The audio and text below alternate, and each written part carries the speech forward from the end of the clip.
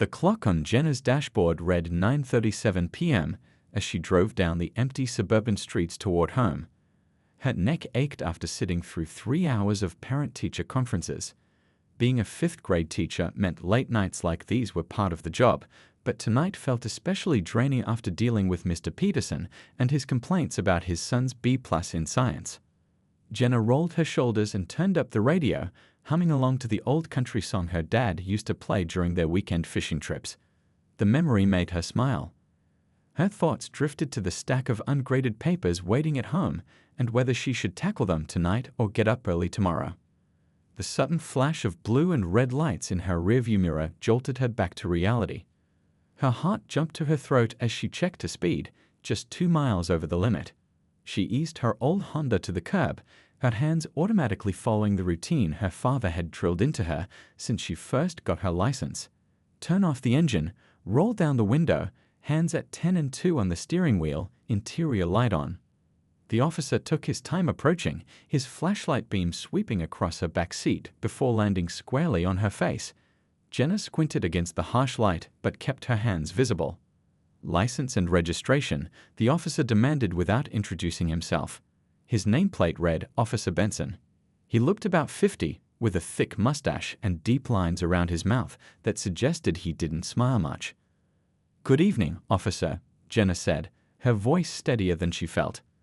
"My license is in my purse on the passenger seat, and my registration is in the glove compartment. I'm going to reach for them now, if that's okay." Officer Benson grunted in response, watching her every move with suspicious eyes. As she handed over her documents, he finally spoke again. "Your right taillight's out. You know that's a violation, right?" "No, sir, I didn't realize. I'll get it fixed first thing tomorrow." The officer studied her license closely. "You seem pretty nervous for a simple traffic stop, Miss Jen. Got something to hide?" Jenna shook her head. "No, sir. My dad just always taught me to be extra careful during traffic stops." "And why's that?" The officer's tone turned mocking. "Daddy have bad experiences with the law?" "No, sir," Jenna replied, fighting to keep her voice calm. "My father served in special forces for 27 years. He just taught me to be respectful and cautious around authority." Officer Benson's laugh came out as a harsh bark. "Special forces, huh? That's a new one. Everyone's dad is some kind of hero these days." He leaned down, bringing his face uncomfortably close to the window. "Let me guess, Navy SEAL? Green Beret? Or wait, he's probably a secret spy who can't talk about his missions, right?" The condescension in his voice made Jenna's cheeks burn, but she kept her composure. Her father hadn't raised her to lose her cool. "He was Delta Force, sir. Lieutenant Colonel Chen. Retired 3 years ago." "Sure he was, sweetheart." Officer Benson's smirk widened as he shined his flashlight around the car interior again. "And I'm the Tooth Fairy." Jenna bit her tongue, remembering her father's words. "Never escalate, never disrespect, but never let anyone walk all over you either." She reached for her phone. "Officer, would you mind if I called my dad? He might be able to clear this up." "Go ahead, call Daddy," Officer Benson said with an eye roll, clearly believing she was bluffing. "I've got all night for this comedy show." With steady fingers, Jenna dialed the number she knew by heart. Little did Officer Benson know, Lieutenant Colonel David Chen wasn't just any retired military dad. And he absolutely hated when people disrespected his only daughter. Jenna held the phone to her ear, her heart pounding as she listened to it ring. Officer Benson crossed his arms, tapping his foot impatiently on the asphalt. The smirk hadn't left his face. "Hey, Dad," Jenna said when the line connected. "Sorry to bother you so late." "Never a bother," came her father's calm voice. "Everything okay?" "I got pulled over for a broken taillight I didn't know about," she explained, watching Officer Benson's expression. "The officer seems to think I'm making up stories about you being in Delta Force."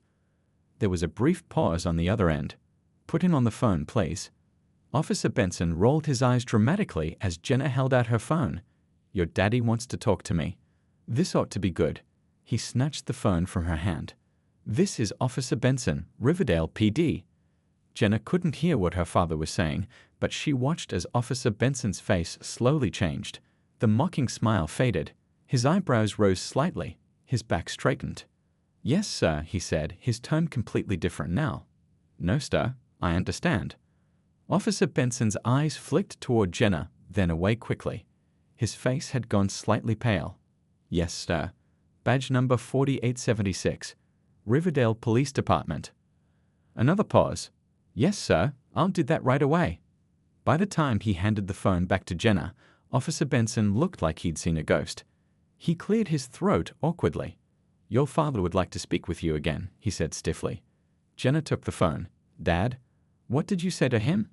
Nothing much, her father replied, and she could hear the slight amusement in his voice. Just introduced myself properly and asked for his information. I'll be making a call to his supervisor tomorrow. Dad, you don't have to. It's not about you or me, Butterfly, he said, using her childhood nickname. It's about making sure he treats the next person with more respect. Someone without connections could be intimidated or mistreated. After they hung up, Jenna looked up to find Officer Benson writing out what appeared to be a warning slip rather than a ticket. Your taillight needs to be fixed within 72 hours, he said, his earlier arrogance completely gone. He handed her the warning. Drive safely, Ms. Chen. As she watched him walk back to his patrol car, Jenna noticed he wasn't strutting anymore. His shoulders were hunched, his movements stiff with embarrassment. Jenna started her car but didn't pull away immediately. She sat there thinking about what had just happened. Part of her felt satisfied seeing the officer taken down a notch, but another part felt uncomfortable. She'd never used her father's position to get special treatment before. Her phone buzzed with a text from her dad. All good? All good, she replied. Just a warning. What exactly did you say to him? Just facts, came the reply. Badge number sent to Tom at Internal Affairs. He owes me from Kabul 08. Jenna sighed. Her father never threw his weight around unnecessarily, but when he did, things happened. She wasn't sure how she felt about that. On one hand, the officer had been needlessly rude and condescending. On the other hand was this special treatment. As she pulled away from the curb, she made a mental note to get that taillight fixed first thing tomorrow. She also decided to call her father in the morning to make sure he wasn't going to cause the officer too much trouble. Respect was important, but so was forgiveness. Little did she know, Officer Benson was already making his own call from his patrol car. Chief, it's Benson. I think I just made a huge mistake. Lieutenant Colonel David Chen had just settled into his favorite armchair with a dog-eared paperback when his phone rang. The call with Officer Benson had left him more annoyed than he let on to Jenna. After hanging up, he'd made 2 calls, one to his old friend Tom at Internal Affairs, and another to Police Chief Wilson, whom he'd met at last year's Veterans Day ceremony. The chief answered on the second ring. Dave, it's pretty late. Sorry about that, Richard. Wouldn't call if it wasn't important. David explained the situation briefly. Your officer needs some guidance on how to treat citizens. I understand, Chief Wilson replied. I'll handle it personally. And Dave, thanks for calling me directly instead of going straight to a complaint. Professional courtesy, David said simply. We all deserve a chance to correct mistakes. He was just getting back to his book when his phone buzzed again. This time it was a text from Jenna. Please don't get the officer in too much trouble. Just a warning is enough. David smiled. That was his daughter, always looking out for others, even those who didn't deserve it. He'd raised her to be tough but fair. She'd seen his military career up close, the good and the bad, and somehow emerged with both strength and compassion intact. He texted back, no permanent damage, just a wake-up call. Meanwhile, across town, Officer Benson sat in his patrol car, staring at nothing in particular. The chief's words still rang in his ears. Do you have any idea who you just disrespected? Lieutenant Colonel Chen has 3 silver stars and led some of the most dangerous missions in Afghanistan. He advises the governor on security and counter-terrorism. And you mocked his daughter. The chief hadn't yelled. That might have been easier to take. Instead, his voice had been quiet, disappointed, the tone of a father who expected better. Report to my office tomorrow, 8 a.m. sharp. Uniform inspection perfect. We're going to have a conversation about the meaning of protect and serve. Benson rubbed his face. 15 years on the force, and he'd never been called to the chief's office. Not even when he wrecked a patrol car during that pursuit 3 years ago. His radio crackled, calling him to a noise complaint across town. As he put the car in drive, he couldn't help wondering what tomorrow would bring. Would he be suspended? Demoted? The thought made his stomach churn. Across town, Jenna pulled into her driveway, still mulling over the night's events. Her neighbor's porch light clicked on as she got out of her car. "Everything okay?" called Mrs. Patel from next door. The elderly woman often stayed up late watching her crime shows. "Saw you drive up and sit in your car for 10 minutes. "Just a long day," Jenna replied with a tired smile. "Parent-teacher conferences. Those can be worse than military operations," Mrs. Patel chuckled, knowing Jenna's background. "Your father called, by the way. Said he tried your cell, but it went to voicemail. Battery must be low. Thanks, Mrs. P." Inside her small house, Jenna kicked off her shoes and checked her phone. Sure enough, the battery was at 2%. She plugged it in and saw she had missed a call from her dad and another from an unknown number. Curious, she played the voicemail. "Ms. Chen, this is Police Chief Wilson from Riverdale PD." The deep voice sounded apologetic. "I've been informed about an incident tonight involving one of my officers. I'd like to personally apologize and assure you that this matter is being addressed. If you're willing, I'd appreciate a few minutes of your time tomorrow to discuss it further. Please call my office at your convenience." Jenna stared at her phone. What exactly had her father done?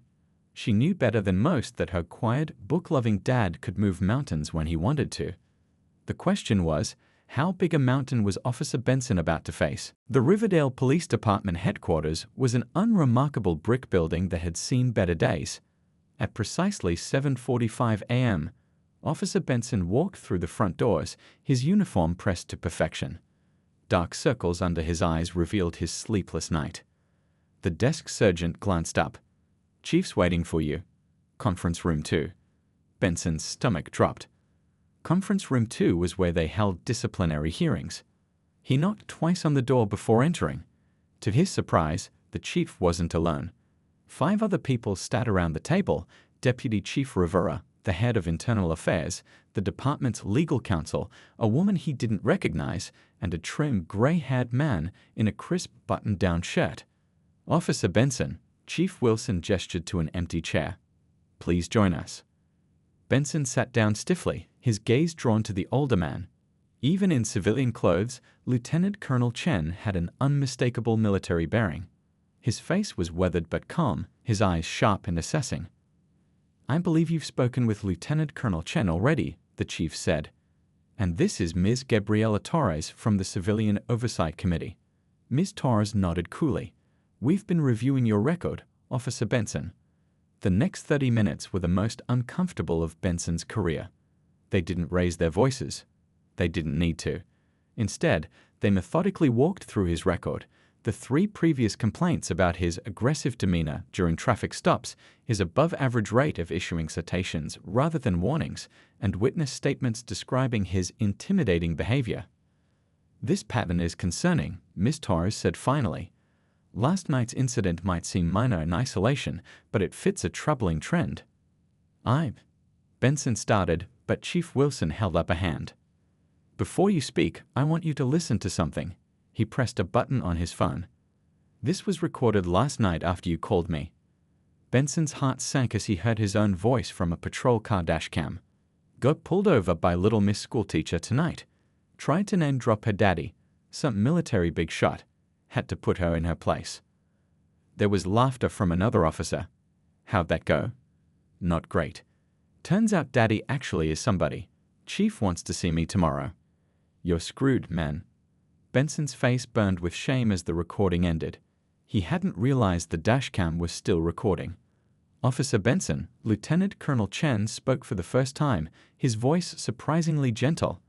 "I'm not here to end your career. I commanded troops for 27 years. I know good people can develop bad habits under pressure." He leaned forward. "But I also know that power comes with responsibility. The badge you wear? It's not a license to intimidate. It's a commitment to protect everyone, even those who annoy you, even those who challenge you." The room fell silent. Benson felt like he was back in basic training, being stripped down before being rebuilt. "So what happens now?" he finally asked.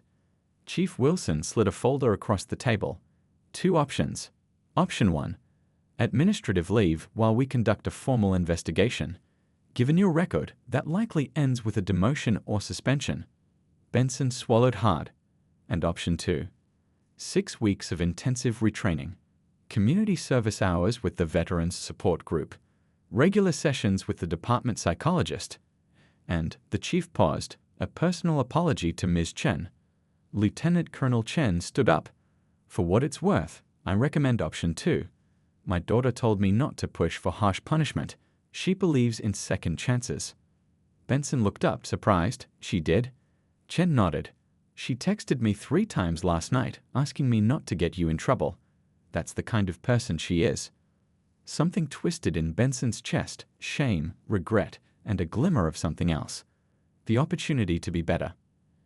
I'd like option 2, sir, he said quietly. And I'd like to apologize to your daughter properly. As the meeting ended, Benson wasn't sure what his future held. But for the first time in years, he was thinking about what kind of officer, what kind of person he really wanted to be. Word spread through Riverdale like wildfire.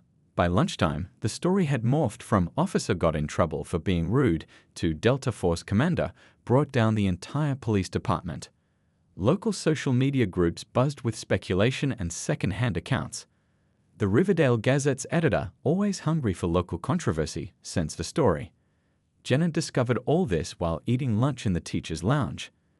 Her phone kept buzzing with texts from friends asking if it was true that her dad had gotten a cop fired. "Everything okay?"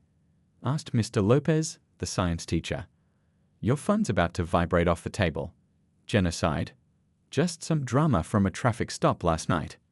Mr. Lopez raised his eyebrows. "Wait, was that you? With Officer Benson? My wife's cousin works dispatch at the station. The whole department's talking about it." Jenna groaned. In a town of 30,000 people, privacy was a luxury. It wasn't a big deal, just a misunderstanding. But it was becoming a big deal. When school let out, Jenna found a local news van parked near her car. A reporter carrying a microphone approached her. "Miss Chen? Tanya Wu from Channel 12 News.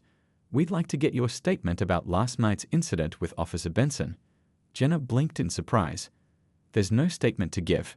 Please excuse me. Sources said your father, a Special Forces commander, threatened legal action against the police department. Can you confirm this?" "That's not what happened," Jenna said, feeling her face warm. "And I'm not interested in talking to the media." Several citizens have come forward alleging similar treatment from Officer Benson. Did you know about his history of complaints? That made Jenna pause. "No, I didn't." Back in her car, Jenna called her father. "Dad, there's a news van at my school. What's going on?" Her father sounded tired. "I'm sorry, Butterfly." Things escalated. "Someone from the department leaked information. Chief Wilson called to warn me. He's trying to contain it." "Contain what, exactly?" "It seems Officer Benson has a history." After our incident became known, others started speaking up. A college student, a delivery driver, an elderly woman, all claiming they were intimidated by him during traffic stops. Jenna felt her stomach tighten. The reporter mentioned legal action. "Did you threaten to sue?" "Absolutely not. I just asked for the situation to be addressed internally." He paused. "But the chief mentioned the possibility of a town hall meeting to discuss police-community relations. He thinks this could be a teachable moment." That evening, Jenna's doorbell rang. When she opened the door, she found Chief Wilson standing on her porch. "Ms. Chen, I apologize for coming unannounced. May I have a few minutes of your time?" In her living room, the chief explained the situation. The incident had become a lightning rod for community concerns about policing. "Tomorrow's paper will run a story," he said. "We can try to ignore it, or we can use it as an opportunity for positive change." "What kind of change?" "We've needed updated training on community engagement for years, but budget constraints always got in the way. Now the mayor's suddenly found funding." He smiled wryly. "Nothing motivates politicians like media attention." Chief Wilson leaned forward. "Your father mentioned you teach 5th grade. You understand how important it is to correct behavior without destroying confidence." Jenna nodded. "That's what we need to do with our department. Officer Benson made a mistake, but he's willing to learn from it. The question is, would you be willing to help? Help how? Speak at the town hall. Share your experience. Not to condemn, but to illustrate why respectful policing matters. Your perspective as both a teacher and the daughter of a respected military officer gives you a unique voice. Jenna hesitated. She'd never sought the spotlight. Your father said it would be entirely your decision, the chief added. But he also said you've never backed down from doing what's right, even when it's uncomfortable. Jenna smiled. That sounded like her dad. When's the town hall? She asked. Next Thursday. You have time to think about it. As she closed the door behind him, Jenna wondered what she should do. A simple traffic stop had somehow turned into something much bigger. Now she had to decide, stay quiet and let it blow over, or speak up and possibly help change how her community was policed. The Riverdale Community Center was packed. Extra chairs had been brought in, and people still stood along the walls. Jenna sat in the front row next to her father, trying to ignore the butterflies in her stomach. Public speaking to fifth graders was one thing. Addressing a room full of adults with cameras rolling was entirely different. Mayor Thompson stood at the podium, wrapping up his opening remarks, which is why tonight's conversation is so important. We're here to listen, to learn, and to improve our community together. He gestured toward Jenna. I'd like to invite Ms. Jenna Chen to share her experience. Lieutenant Colonel Chen squeezed his daughter's hand. Remember what I taught you about difficult missions, he whispered. Focus on the objective, not the obstacles. Jenna nodded and made her way to the podium. The room fell silent. She took a deep breath. I never expected to be standing here, she began. Last week, I was just a teacher with a broken taillight. Now I'm somehow part of a community conversation about policing. Her voice grew stronger as she continued. I'm not here to complain about being disrespected. I'm here because that traffic stop revealed something important. How we treat each other matters. She described the incident briefly, careful not to dramatize. When Officer Benson mocked my father's service, it hurt. Not because my family needs special treatment, but because no one should be ridiculed when they're already nervous and vulnerable. From the corner of her eye, Jenna could see Officer Benson sitting with several other officers.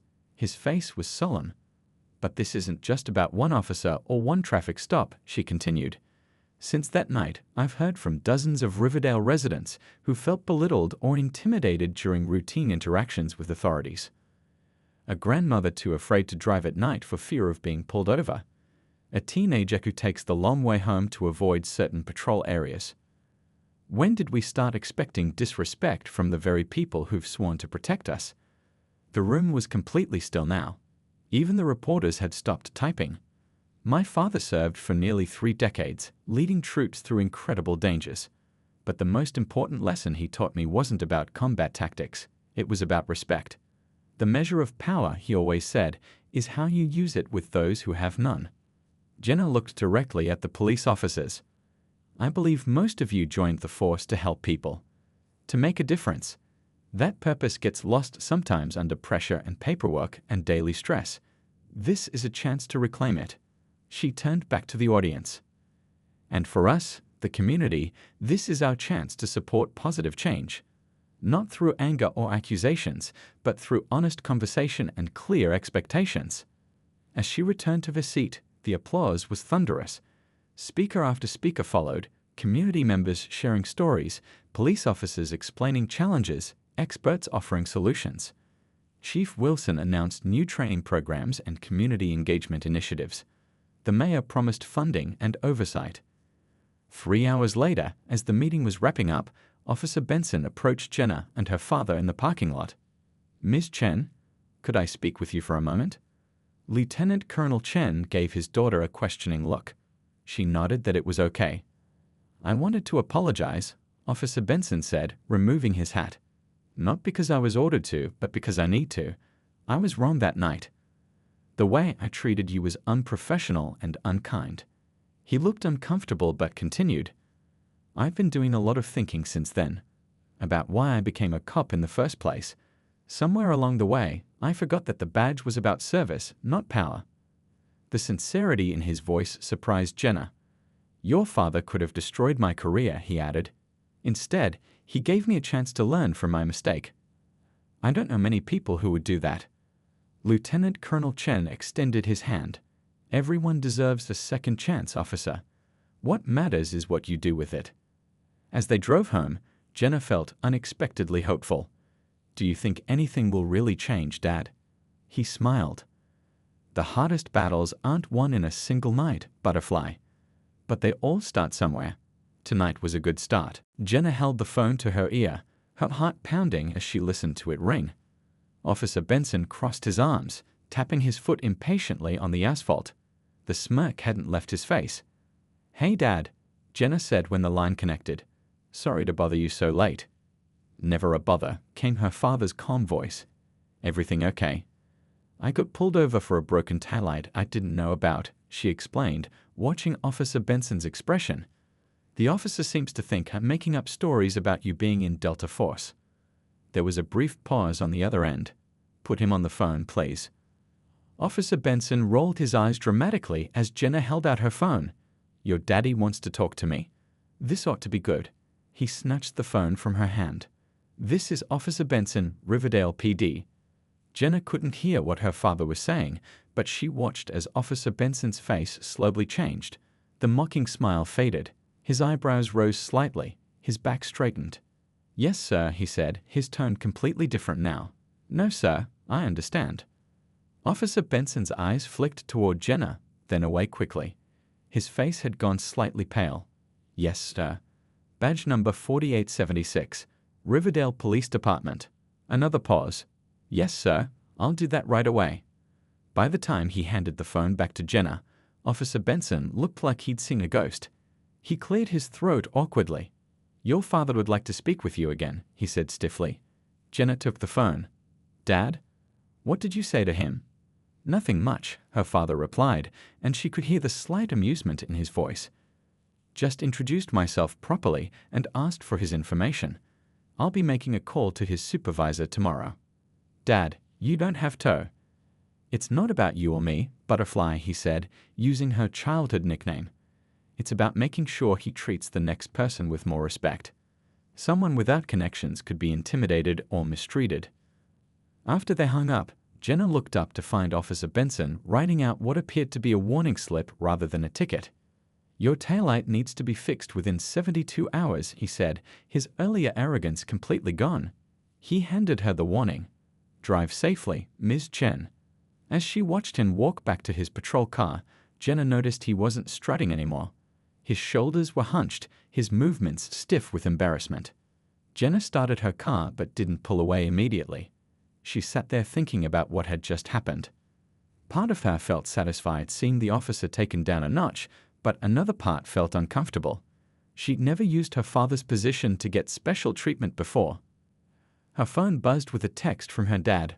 "All good." "All good," she replied. "Just a warning. What exactly did you say to him?"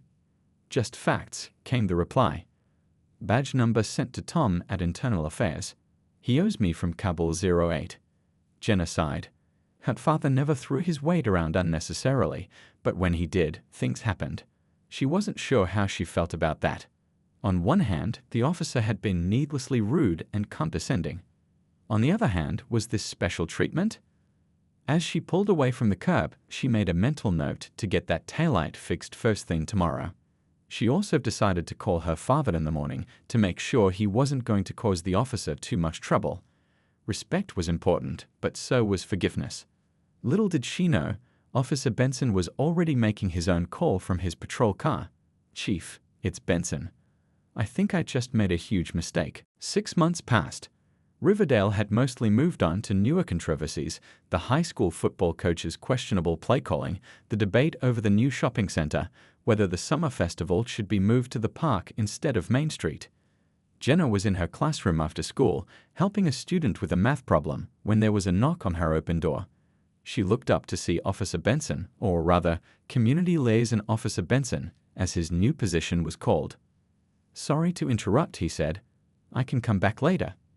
"It's okay, we just finished," Jenna said, turning to her student. "Remember what we talked about, Lily. Try those practice problems tonight." After the girl left, Officer Benson stepped into the classroom. He wore his usual uniform but seemed different somehow, more at ease, less rigid. "I wanted to drop these off personally," he said, handing Jenna a stack of junior police badge stickers. "For your students, part of our new outreach program." "They'll love these," Jenna said. "Thanks." He nodded, then hesitated. "Actually, I also wanted to tell you something. The community engagement workshop your father helped design. It's being adopted by 3 neighboring departments. Chief Wilson presented it at the regional conference last month." Jenna smiled. Her father had spent weeks developing that workshop, drawing on his military leadership experience, but adapting it for civilian policing. "Dad will be pleased. He's in Washington this week, advising on some security project, but I'll tell him when he gets back." Officer Benson glanced at the clock. "I should go. Traffic duty at the middle school." "How's that going?" Jenna asked. "The new assignment?" "Different," he admitted. "At first I thought it was a demotion.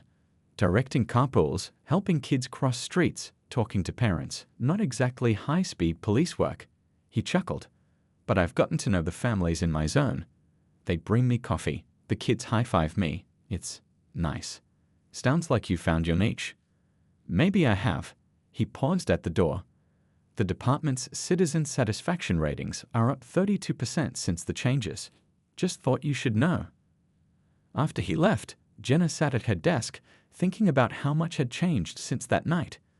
The Riverdale PD had implemented a body camera program, revised their training, established a citizen advisory board.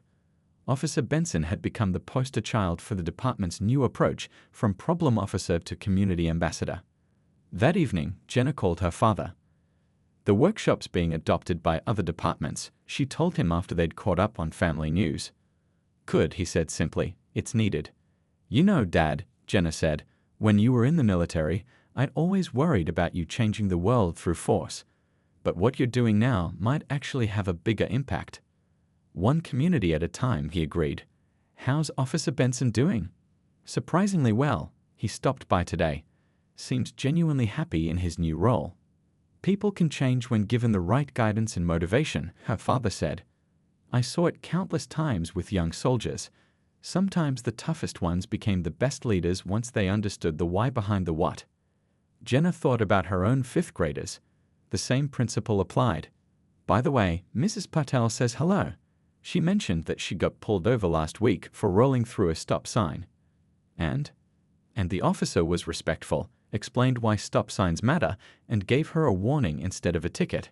She was actually smiling when she told me about it. Her father laughed. "That's real progress." Later, as Jenna graded papers, she reflected on the chain of events that had started with a broken taillight. She'd never wanted attention or to be the face of a cause, but sometimes life puts you in positions you never expected. On her desk sat a framed newspaper clipping, not the original story about the traffic stop, but a smaller piece that had run months later, Riverdale PD recognized for community policing innovation. The photo showed Officer Benson with a group of children at a safety fair. She smiled at the image. One small moment of standing up for respect had rippled outward in ways she could never have predicted. Her father had been right all along. The measure of power truly was how you used it with those who had none.